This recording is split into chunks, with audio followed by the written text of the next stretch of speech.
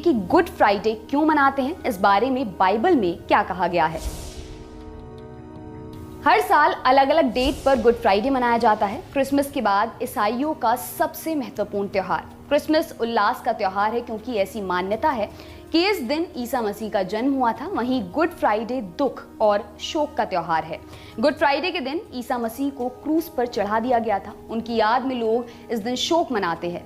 यही कारण है कि इस दिन शुभकामनाएं नहीं दी जाती। यहाँ गुड फ्राइडे से मतलब होली या पवित्र फ्राइडे से है, जिसे हिंदी में पुण्य शुक्रवार भी कहा जाता है।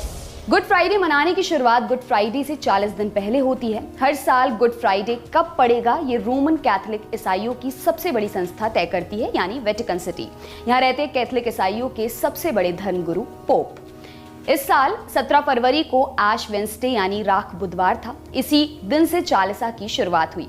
ऐश वेंसडे को चर्च में स्पेशल प्रेयर होती है। इस दिन लोग अपने माथे पर राख मलते हैं, जो याद दिलाता है कि हम मिट्टी के बने हैं और मिट्टी में मिल जाएंगे। इन 40 दिनों के दौरान चर्च और ईसा मसीह में यकीन करने वाले लोग उपवास रखते हैं, उनके दुख भोग में शामिल होते हैं। इस दौरान हर शुक्रवार को विशेष प्रार्थना होती है। उपवास के दौरान लोग आध्यात्मिक जीवन की ओर लौटने, गलतियों के लिए क्षमा मांगने और विलासिता के जीवन का त्याग करने का संकल्प लेते हैं। चालीसा काल के अंतिम सप्ताह को होली वीक के नाम से जाना जाता है। जानते हैं होली वीक का कार्यक्रम क्या होता है।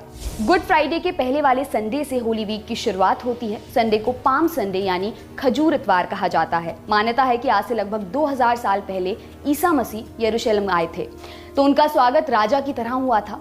लोगों ने उनके स्वागत में खजूर की डाल बिछा दी थी। पाम संडे के बारे में बाइबल में संत यूहन्ना लिखते हैं, विशाल जनसमूह को पता चला कि ईसा यरूशलेम आ रहे हैं, इसलिए वे लोग खजूर की डालियां लिए उनकी आगवानी करने निकले। यूहन्ना चैप्टर 12 वाक्य 12-13। इस दिन खजूर की डालियां लिए लोग चर्च पहुंचते हैं और राजा के रूप में ईसा मसीह का स्वागत करते हैं। चर्चों में विशेष प्रार्थना होती है। गुड फ्राइडे से एक दिन पहले मॉन्डी थर्सडे या पुण्य बृहस्पतिवार पड़ता है। बृहस्पतिवार पुण्य इसलिए कहलाता है क्योंकि ये दिवस यहूदी जाति के पास का भोज का पावन दिवस है।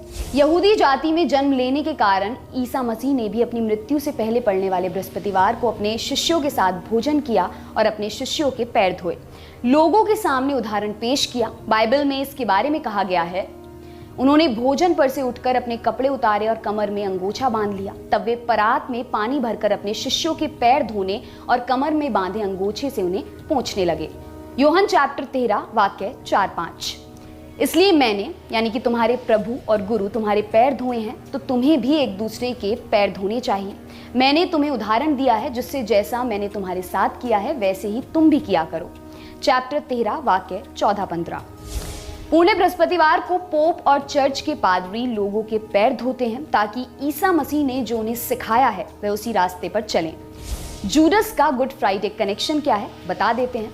बाइबल में लिखा है कि अपनी मृत्यु से पहले ईसा मसीह ने अपने शिष्यों के साथ अंतिम बार भोजन किया। इसे लास्ट सपर के नाम से जानते हैं। इसी भोजन के दौरान उन्होंने अपने शिष्यों से कहा कि तुम लोगों में से ही एक मुझे पकड़वा देगा। ये बातें जीसस ने जूडस के बारे में कही थी। वह उनके 12 शिष्यों में से एक था और ईसा मसीह का करीबी था। भोजन के दौरान जीसस ने हाथ में ब्रेड का एक टुकड़ा लेकर कहा कि मैं जिस भी शिष्य को एक टुकड़ा दूंगा वही मेरे साथ गद्दारी करेगा।